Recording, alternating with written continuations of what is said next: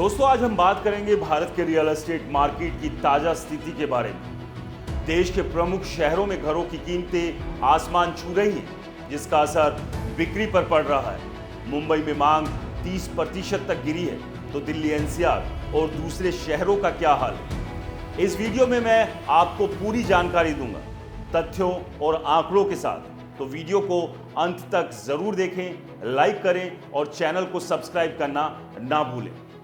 दोस्तों, पिछले कुछ सालों में भारत के रियल एस्टेट सेक्टर में जबरदस्त उछाल देखा गया था, लेकिन 2025 की शुरुआत में इसमें सुस्ती के संकेत दिख रहे हैं। प्रॉप इक्विटी और एनरॉक जैसे रियल एस्टेट डेटा एनालिटिक्स कंपनियों की हालिया रिपोर्ट्स के मुताबिक देश के प्रमुख 9 शहरों में जनवरी-मार्च 2025 की तिमाही में घरों की बिक्री में 23% की गिरावट दर्ज की गई थी।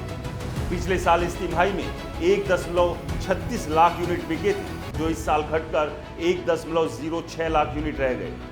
नए हाउसिंग प्रोजेक्ट्स की लॉन्चिंग भी 34% कम होकर 80,774 यूनिट्स पर आ गई। इस गिरावट की सबसे बड़ी वजह है घरों की आसमान छूती कीमतें। निर्माण सामग्री, जमीन और लेबर की लागत में बढ़ोतरी ने प्रॉपर्टी की कीमतों को मध्यम वर्ग की पहुंच से बाहर कर दिया। लेकिन कुछ शहरों ने इस ट्रेंड को तोड़ा, जैसे दिल्ली एनसीआर और बेंगलुरु, जहां बिक्री में बढ़ोतरी देखी गई। तो आइए इन शहरों का हाल विस्तार से जानते हैं। Delhi NCR real estate market में एक अलग कहानी देखने को मिल रही है। एनरॉक की रिपोर्ट के अनुसार 2024 में दिल्ली एनसीआर में घरों की कीमतें 30% तक बढ़ी है।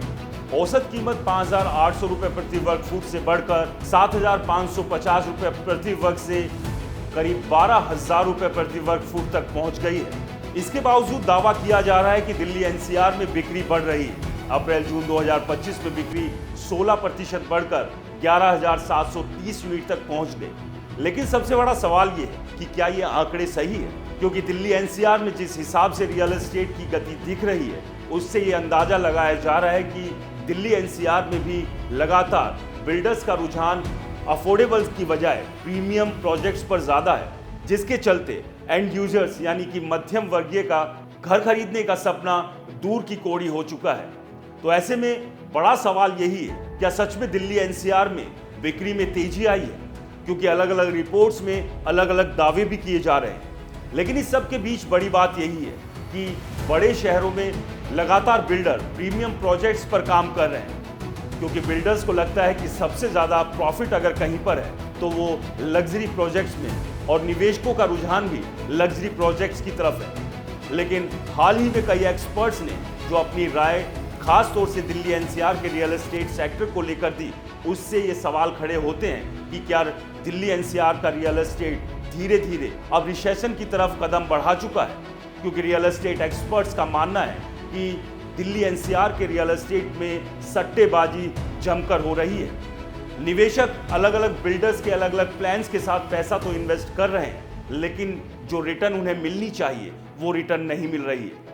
यानी कि इन्वेस्टर्स पैसा लगाकर फंस रहे हैं। और सबसे बड़ी बात कि मध्यम वर्गीय परिवार जो अपने बच्चों के लिए, अपने लिए एक घर का सपना देख रहा था, अब उसका वो सपना पूरा होता हुआ नजर नहीं आ रहा। दोस्तों, आपको क्या लगता है, क्या दिल्ली एनसीआर सहित देश के टॉप शहरों में रियल एस्टेट सेक्टर के दामों में जो आग लगी है, उसकी वजह से आने वाले समय में रियल एस्टेट सेक्टर और ज्यादा गिरावट की तरफ कदम बढ़ाता हुआ दिख रहा है?